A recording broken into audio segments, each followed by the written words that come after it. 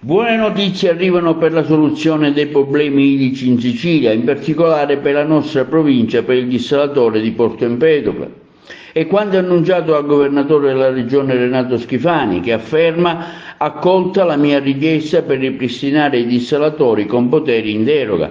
La riattivazione in Sicilia, afferma Schifani, dei 3 dissalatori potrà avvenire in tempi compatibili con l'emergenza idrica che sta coinvolgendo l'isola, e questo grazie alla mia richiesta di poteri in deroga ribadita oggi durante la riunione della cabina nazionale di regia per la crisi idrica presieduta dal ministro delle infrastrutture Matteo Salvini.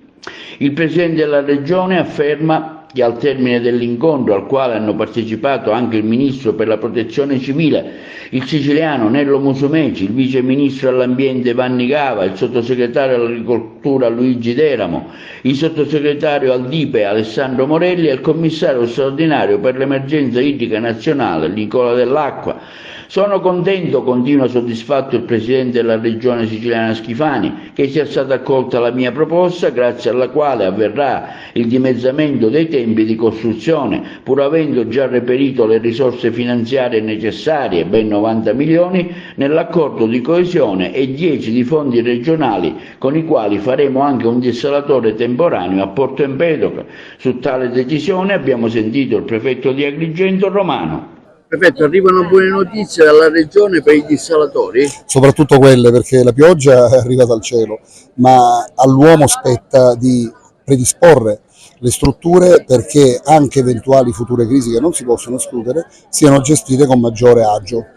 E avere i dissalatori significa non fornire sempre l'acqua col dissalatore, che è molto costosa, ma quantomeno poterla fornire in caso di emergenza. Lo stesso è a dirsi per la pulizia dei laghi, che spesso non possono essere utilizzati al massimo della loro capienza per problemi appunto di manutenzione, eventualmente per la creazione di nuovi laghi e soprattutto, e questa è una notizia molto bella, per il rifacimento della rete idrica di Agrigento, che a quanto pare quest'inverno verrà compiuta o quantomeno avviata. Il peggio è passato, lo possiamo dire?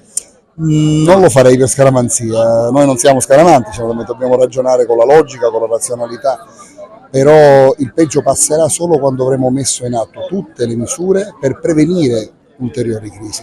Abbiamo iniziato, speriamo di aver imparato la lezione.